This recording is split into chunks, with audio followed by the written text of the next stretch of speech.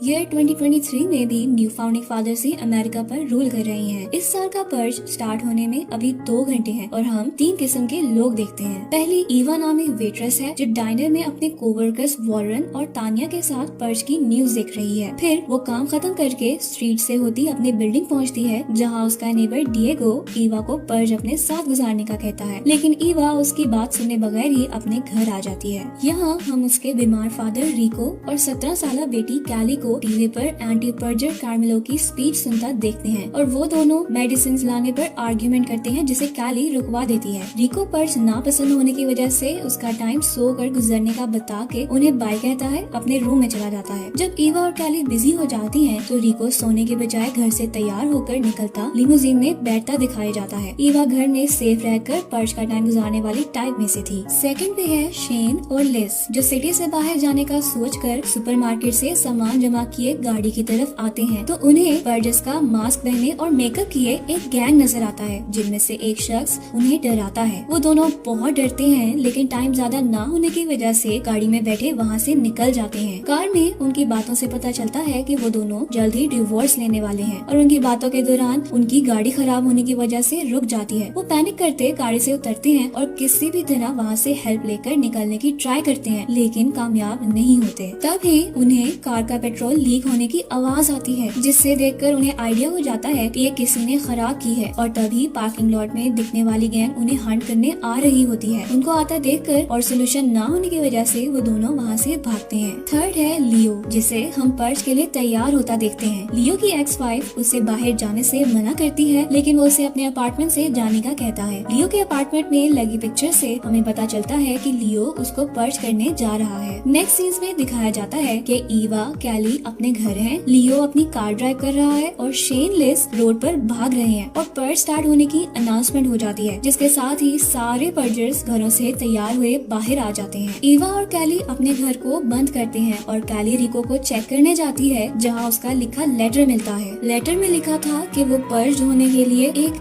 Rich family के घर गया है जो उसको मारने के बदले कैली और ईवा को $1000 देंगे। वो ऑलरेडी मरने ही वाला है, मगर जाते जाते कैली और ईवा का बर्डन कम करना चाहता है। कैली और ईवा लेटर पढ़कर रो रहे होते हैं कि उन्हें बिल्डिंग के बाहर से आवाज आती है जैसे कोई आर्मी के लोग हों। उसी दौरान उनके घर गन लिए डिएगो आता है जो उन्हें हरास करके बहुत खुश होता है क्योंकि वो कुछ भी कर ले पकड़ा नहीं जाएगा। तभी दरवाजे की तरफ से आवाजें आती हैं जहां से कोई उसे शूट करता मार देता है। कैली और ईवा छुपते हैं, लेकिन बिल्डिंग में आई आर्मी उन्हें पकड़कर किसी बिग डैडी के पर्सनल पर्ज के लिए ले जाती है। वो उन्हें बिल्डिंग से घसीटते रोड पर ट्रक के पास ले जाते हैं जहां बिग डैडी है और हम देखते हैं कि उसी रोड से गुजरता लियो उधर कार रोकता है। वो सब इग्नोर करने का सोच के आगे बढ़ने लगता है, लेकिन ईवा और कैली को मैन हैंडल्ड होता देखकर उससे बर्दाश्त नहीं होता और वो गन्स लिए उन्हें बचाने के लिए उतरता है। उसके पीछे गैंग से भागते शेन और लिस को गाड़ी खुली मिलती है तो वो उसमें छुप जाते हैं। लियो आर्मी के पास जाके बड़ी महारत से सबको मारता जाता है। उसके बाद वो कैली और ईवा को अकेला ना छोड़ने के लिए अपने साथ लिए कार के पास आता है। कार में कपल को देख के वो बहुत गुस्सा करने लग जाता है। इसी दौरान कैली नोट करती है कि बिग डैडी जाकर अपनी ऑटोमेटिक मशीन गन ऑन कर रहा है और साथ ही गैंग भी आ रहा है, इसलिए वो जल्दी से गाड़ी में बैठ जाते हैं। बिग डैडी से बचते हुए वो वहाँ से निकलते हैं और उनके पीछे आती गैंग फायरिंग के सामने आने पर मर जाते हैं। कैली लियो सब बाहर के हालात देखकर परेशान होते हैं कि लियो की कार खराब हो जाती है, जिसे वो एली में रोककर चेक करता है और जब फायरिंग की वजह से सही होने की कंडीशन से बाहर दिखती है तो वो सबको एक एक गन देकर अपने रास्ते जाने का कहता है। कैली, ईवा, शेन और लिस में से कोई भी लियो की तरह स्किल्ड और बहादुर नहीं होता, इसलिए वो उसे जाने से रोकने की कोशिश करते हैं, लेकिन वो किसी की नहीं सुनता। तभी ईवा उसे कहती है कि अगर वो उन्हें सेफ उसकी दोस्त तानिया के घर पहुंचा देगा, ईवा तानिया से कार लेकर लियो को दे देगी, जिसके बाद वो जहाँ जाना चाहेगा जा सकता है। लियो को ये डील पसंद आती है और वो कार मिलने का कंफर्म करने के लिए अपना फोन भी देता है और ईवा के कंफर्म करने पर वो ग्रुप को अपने साथ चलने का कहता है। वो एलिस से होते हुए पर्ज से बचते जा रहे होते हैं जब वो एक ट्रक को किसी बाय स्टैंडर को उठाकर ले जाता देख के बहुत डर जाते हैं। लियो उन्हें काम किए ले जाने लगता है कि शेन पर्जर्स के ट्रैप में फंस जाता है और छुपे हुए पर्जर्स उन पर फायरिंग स्टार्ट कर देते हैं। लियो शेन को ट्रैप से निकालता पर्जर्स पर भी फायरिंग करता जाता है और फौरन ग्रुप को लिए पर्जर से भागता है। वो लोग भागते हुए एक एली में जाते हैं जहाँ जहाँ बिल्डिंग में आए लोगों जैसे यूनिफॉर्म पहने पर्जर्स डेड पड़े हैं और ट्रक भी वहाँ मौजूद है जिसे चेक करने पर उन्हें बेशुमार वेपन्स और सिक्योरिटी कैमरास मिलते हैं जिनको सिर्फ गवर्नमेंट ही एक्सेस कर सकती है। साथ ही उन्हें कार्मेलो की एंटी पर्जिंग पार्टी का सिंबल भी दिखता है जिससे वो समझ जाते हैं कि ये ट्रक्स गवर्नमेंट के हैं और एंटी पर्जी पार्टी पर्जर से लड़ रही है। उधर से वेपन लेते हुए एक और ट्रक आता है जिसको देखकर वो वहाँ से भागते एक एली में छुपते हैं जिसके कॉर्नर पर पर्जर्स मौजूद होते हैं और एक पर्जर उनकी आवाज सुनकर उधर आता भी है लेकिन लियो उसे मार गिराता है। फिर वो ग्रुप को लिए सबवे के रास्ते आगे बढ़ता जाता है और रास्ते में कैली को सेफ रखने के लिए उसे अपनी बुलेट प्रूफ वेस्ट दे देता है। वो बढ़ते जा रहे होते हैं कि पर्जर्स की गैंग गन्स और फ्लेमर्स लेकर उधर छुपे होमलेस लोगों को मारने आते हैं जिनसे ईवा डरती गिर जाती है जिसे लियो और कैली उठाए आगे बढ़ते हुए छुप जाते हैं जबकि शेन और लिस गैंग की तरफ फायरिंग करते उन्हें खत्म कर देती हैं लेकिन इसमें शेन को भी बुलेट लग जाती है। शेन और लिस बाकी ग्रुप के पास जाते हैं तो लियो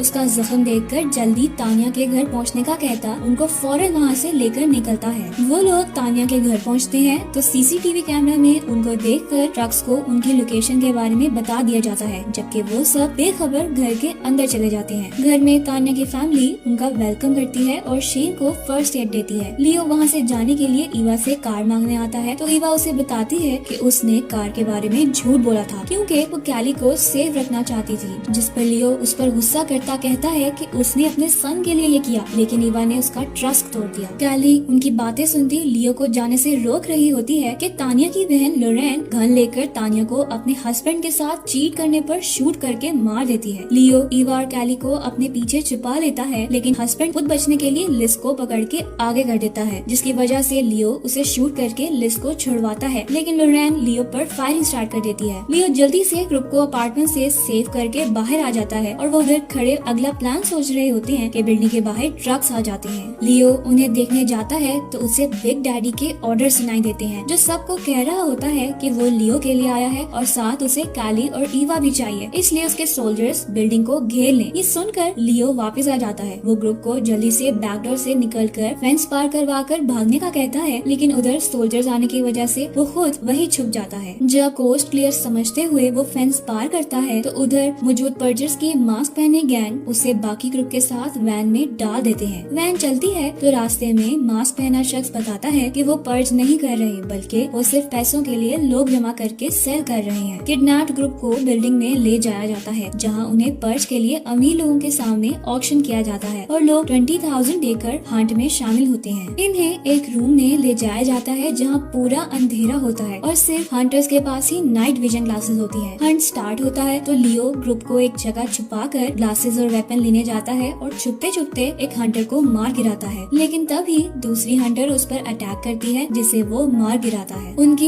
एक वेपन और ग्लासेस वो खुद लेता है जबकि दूसरी लिस को ला कर देता है और वो दोनों कुछ हंटर्स को मार देते हैं। हंटर्स को मरता देखकर बाकी हंटर्स वहाँ से भाग जाते हैं और ऑडियंस में से ऑक्शनर बैकअप बुलवाती है। ज्यादा लोगों को अंदर आता देखकर सब परेशान होते हैं लेकिन लियो उन्हें तसल्ली देता है कि वो लड़े बगैर नहीं मारेंगे और उनकी बातों के दौरान ही एक पर्जर शेन को शूट करता मार देता है जिस पर लियो भी उस पर फायरिंग करता उसे मार देता है। तभी सायरन की आवाज आती है और कार्मेलो अपनी एंटी पर्ज आर्मी लेकर वहाँ आता है जिसमें एक फेमिलियर फेस भी दिखता है और ये वो होमलेस शख्स था जिसे लास्ट फिल्म में जेम्स की फैमिली ने बचाया था और बदले में उसने उन्हें बचाया था। बहरहाल वो दोनों शेन की डेथ पर बदला लेने की ख्वाहिश रखती लिस को छोड़कर बाकी सबको जाने का कहते हैं और लियो ईवा और कैली को लेकर पार्किंग लॉट में आता है जहाँ वो ऑक्शनर से कार छीन लेता है। ईवा उसे पर्ज का टाइम खत्म होने का बताकर उसके मिशन से रोकती है लेकिन वो अपनी बात पर जिद कार चलाता सुबह तक लोकेशन पर पहुंच जाता है। पर्ज का टाइम खत्म होने के करीब होता है तो लियो ईवा और कैली को बताता है कि वो जिस घर के सामने खड़ी हैं उसके ऑनर वॉरेन ने उसके बेटे को ड्रग ड्राइविंग करते हुए एक्सीडेंट में मार दिया था लेकिन वो खुद बचकर निकल गया और अब वो अपनी वाइफ और 2 बच्चों के साथ अच्छी लाइफ गुजार रहा है। इसलिए लियो ने 2 वीक्स पहले उसके बैक बैरिकेड को खराब कर दिया था ताकि वो बदला ले सके। कैली उसे जाने से रोकती रहती है लेकिन वो उसकी ना सुनते हुए बैक डोर से घर के अंदर जाकर किचन से नाइफ लिए सोए हुए वॉरेन और उसकी वाइफ को उठाता है और वॉरेन पर गुस्सा करते हुए नाइफ उसे गले में रखता है। नेक्स्ट सीन्स में हम देखते हैं कि लियो बहुत रिलैक्स्ड घर से निकल रहा रहा होता है जब उसको ढूंढता आया बिग डैडी लियो को शूट करता गिरा देता है और उसके बात करने से हमें पता चलता है कि लियो ऑफ ड्यूटी सर्जेंट है। मजीद ये बिग डैडी को गवर्नमेंट ने गरीब लोगों की बिल्डिंग से उन्हें निकाल कर पर्च करने का